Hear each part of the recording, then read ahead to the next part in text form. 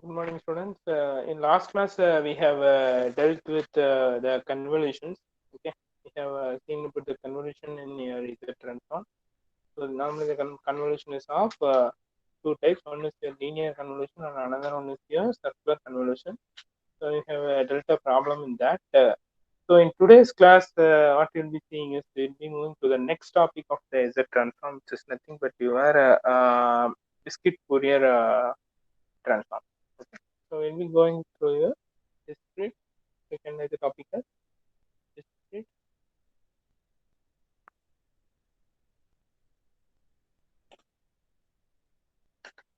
Just a minute.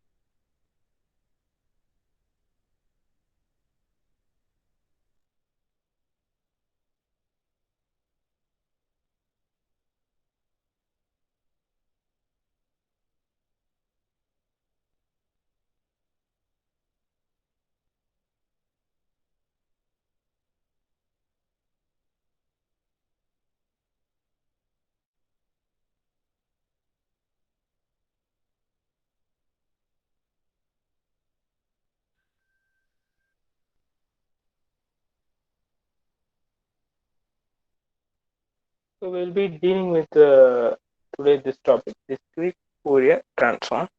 Okay. So you might have gone through the Fourier transform. Okay. So that is, you might have gone through the Fourier transform separately. Okay. You might know about the Fourier transform. You might be knowing about the Fourier transform. So in DSP, you have studied about your discrete signals. Okay, the discrete signal you have studied. So in general, what is a DFT means? DFT refers to the taking the Fourier transform over your discrete signal. Okay, we are taking your Fourier transform with respect to your discrete signal means it contributes to discrete Fourier transform. Okay, so in general, they are asking definition for uh, discrete Fourier transform. Discrete Fourier transform, if they are asking definition means, okay. In short form, they'll be saying this as DFT. Okay. So generally, they'll be finding this for a periodic signal. Okay. They'll be finding this for a periodic signal, so that only one half of the signal will be symmetry. So it will be the negative part will be, you can take it as 0. So what happens is that the definition for this is a periodic signal. A periodic signal. This is the definition for DFT. A periodic signal or sequence xp of n. So we are representing with p means it is the periodic. Okay, p with fundamental period with fundamental period n, fundamental period capital N. Okay, can be represented in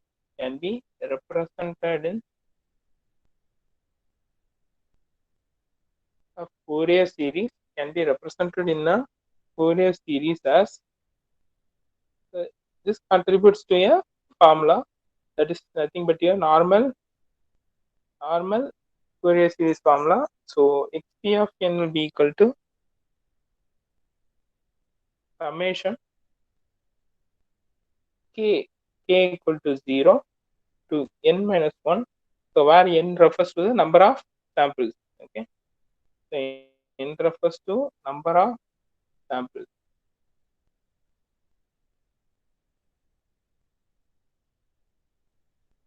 N minus 1. Okay, ck e power j 2 pi k small n divided by capital N. So this is what it is, and here you have to define the range of n. Your n will be varying from, that is small n. So there's a small n. So your small n will be varying from minus infinity to infinity. So this is what it is. So now you want to know about ck. You want to know what is this ck. So ck is equal to 1 by n. Okay.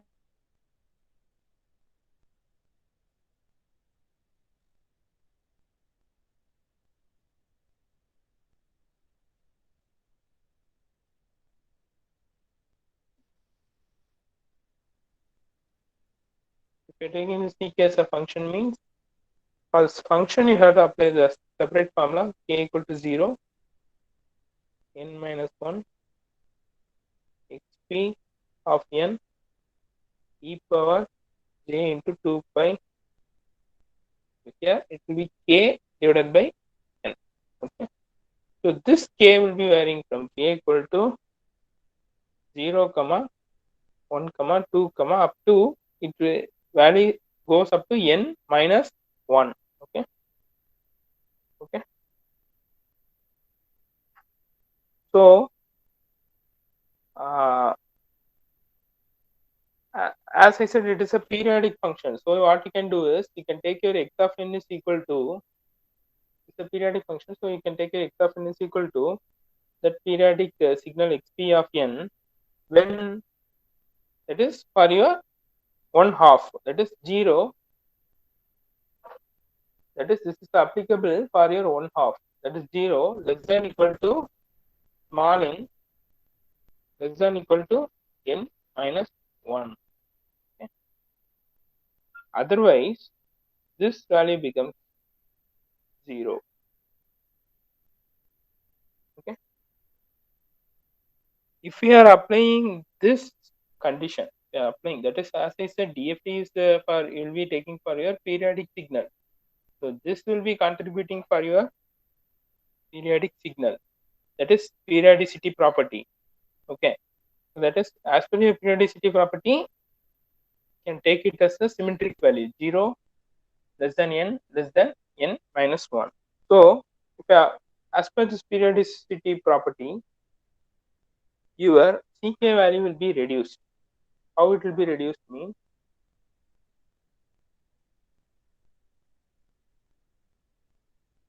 it will be going to ck equal to 1 by n x of k. Okay, this is one formula. So x of k, you can have it as n into c of k. That's ck. Okay, so this is a general definition. Okay, this is general definition. So for this, we can, if you're moving to a problem, means you'll be able to understand. Okay, so you can write it as an example. Contribute to example 15. Example 15. So given the signal is x of n. Okay, x of n. So it is a discrete DFT we are going to find. So the signal they'll be giving is in a discrete format. Is 1 comma 1 comma 0 comma 0. Okay. To find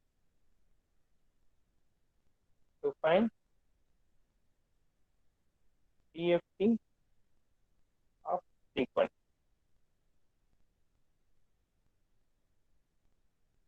Solution. So you first write the formula. So here first you have to know about the n, that is number of samples. So capital N is equal to number of samples, it is 4. Okay. So n minus 1 value will be 3. Okay. So next we write the formula. X of k will be equal to summation n equal to 0, okay, capital N minus 1, x of n e power minus j 2 pi k k n by capital N. Okay, so your k value will be moving from 0 to n minus 1. Okay, now it will be clear, right? So this becomes, if you are applying this n minus 1 value over here, means it becomes summation n equal to 0 to 3. Okay, 0 to 3. So 0 to 3 x of n e power minus j, okay, e power minus j,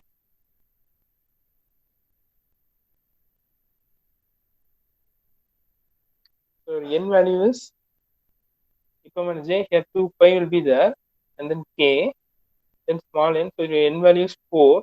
Okay, so this 2 and this 2 gets cancelled out, and here it comes 2. So your k will be taking the value of 0 comma 1 comma 2 comma 3.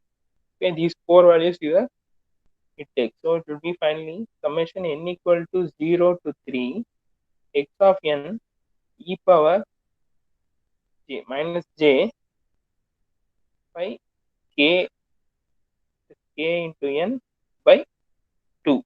Okay, so now what you have to do, you have to substitute the value of 0. You have to substitute the value of 0, or you have to put the value, sorry, that is, you have to put the value of k equal to 0. So your k value will be taking 4 values, so you have to see all the values it is possible. Okay, so put k equal to 0. You're putting k equal to 0. Your x of 0 will be summation n equal to 0 to 3. Okay, so e power, so your x of n, okay, so k value will be 0. So k value will be putting 0, so it becomes 0. So your x of n value you have to substitute it. So what will be getting? Will be getting this x of n sequence. This x of n sequence you have to put over here. So you will be getting the value of 1 plus 1 plus 0 plus 0. Okay, so we will be getting the value of 2. Okay,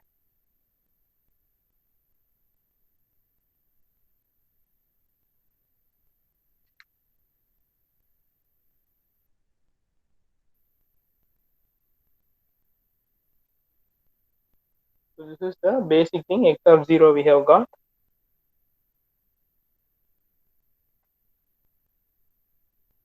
So next we will be putting x of 1 is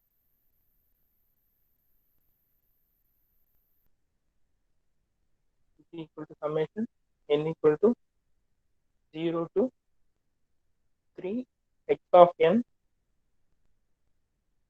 e power minus j by n by 2. So now what you have to do is, you have to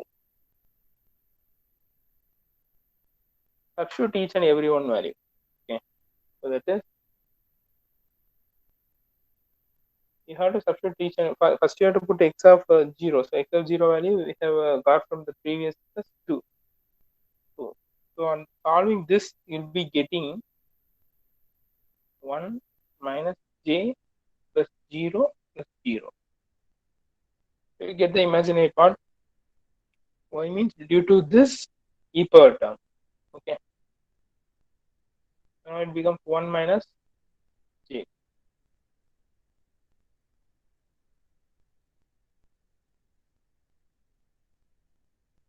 Okay, that is for the first term. Okay, in the sequence it is your second and third term is 0. So these two terms will be 0. So first term is there. Okay, so for first term you will be putting 0, so this becomes 1. Okay, then for x of 1 value is 1. But over the next part, what if you are putting means, so this if you are solving means I will be saying how to solve this. So n equal to 0 is there, so 3 it is x of n into e power minus j pi n by 2.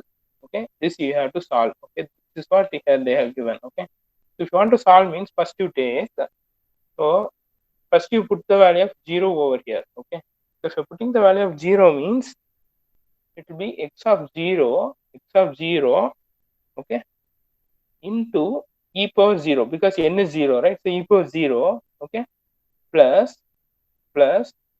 x of 1 into e power minus j pi by 2. Okay, e power minus j pi by 2. So this value is 1. Okay, so this value takes the value of minus j. Okay, the next plus x of 2 e power, again it becomes minus j pi. After that it becomes x power 3 e power minus j pi 3 by 2. So here x of 2 value is 0, x of 3 value is 0, this value is 1, this value is 1, but this value is equal 0 is 1, but this value is there, right? So this value takes the value of minus j. Okay, this value takes the value of minus j, so only you'll be getting this version. Okay, so this is for your x of 1. Then for your x of 2, you are putting means summation n equal to 0 to 3 x of n e power minus j by n. Okay, so now if you're substituting means you'll be getting as the similar to this one. If you are substituting and solving means you'll be getting 1 minus 1 comma 0, sorry, plus comma 0. So you'll be getting the values 1 minus 1 is 0. So next for your x of 3, it goes to summation n equal to 0 to 3 x of n e power minus j 3 pi n by 2. Okay, so this takes the value of 1 plus j plus 0 plus 0. So it will be 1 plus j. So we have got all the 4 values. So your x of k will be 2 comma 1 minus j comma 0 comma 1 plus j. Okay, so this is what your DFT goes to. Okay, so this is your answer for your DFT signal. Okay, so this is how you have to find your DFT. Okay, just for 2 minutes, you just go through the problem. We'll be moving on to the next one.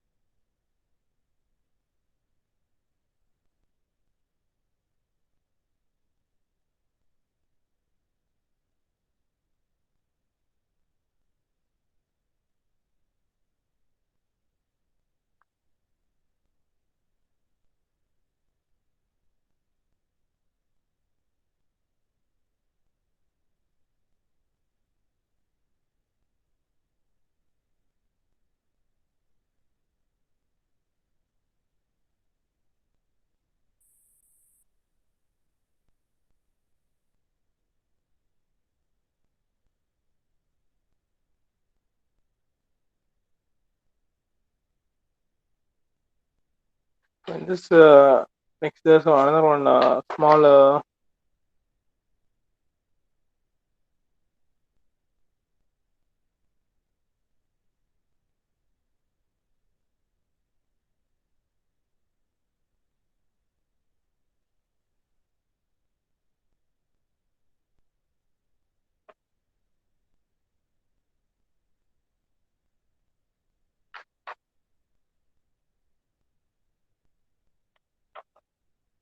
yeah, we'll be seeing about frequency response next. So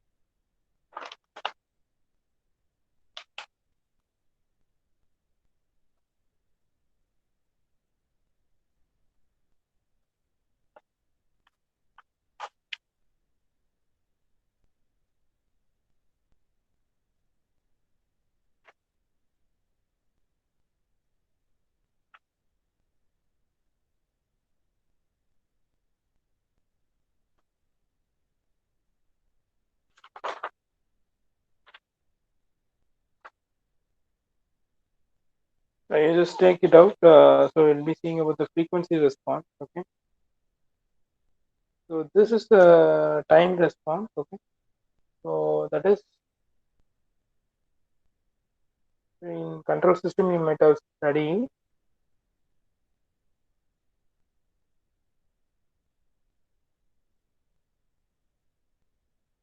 Control system you might have gone through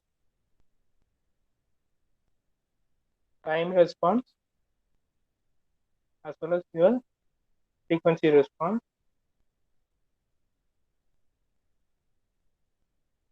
So over here, you know what you have seen was it is time response because based upon your time period, okay, based upon your time period or n, okay, for a discrete we are seeing, so your signals has been sampled. So now what happens is if your signal has been sampled with respect to your frequency mean, okay, so here comes the 2 pi component, okay, that is you can say as omega, okay. Frequency response means this has to be with respect to your frequency. Your sampling must have been done with respect to your frequency. So I'll just say the theory part and its properties. Just take it down. So frequency response is a complex function. Frequency response is a complex function that that describes the magnitude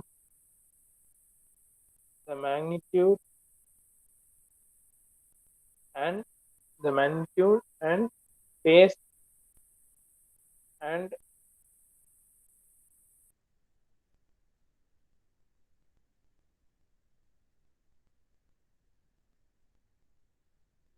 phase shift of a filter over a range of frequency. So as I said, that's what they are saying in the definition. Okay.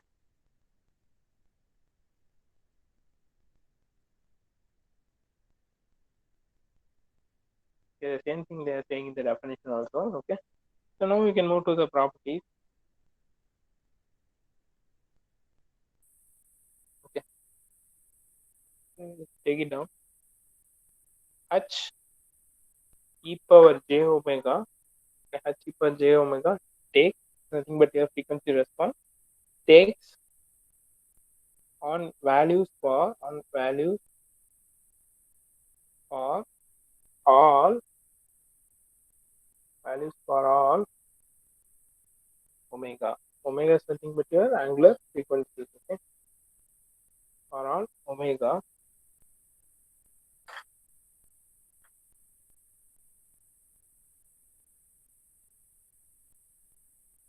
is on a is on a continuous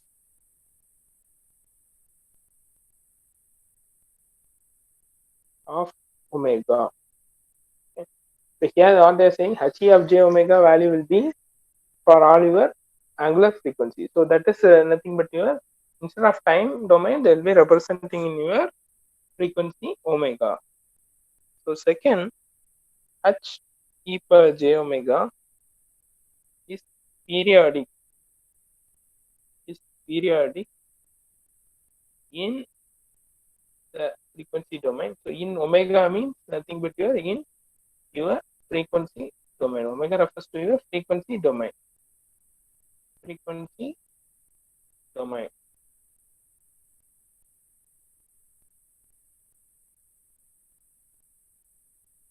With period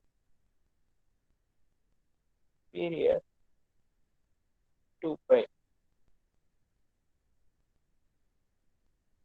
Period 2 pi. The third is the magnitude response h e power j omega is an even function of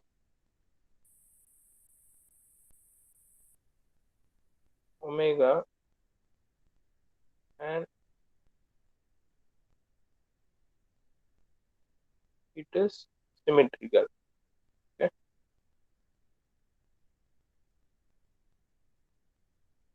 Fourth one, now we have set up the magnitude response. So next we have to say about the frequency, that is the phase response. The phase response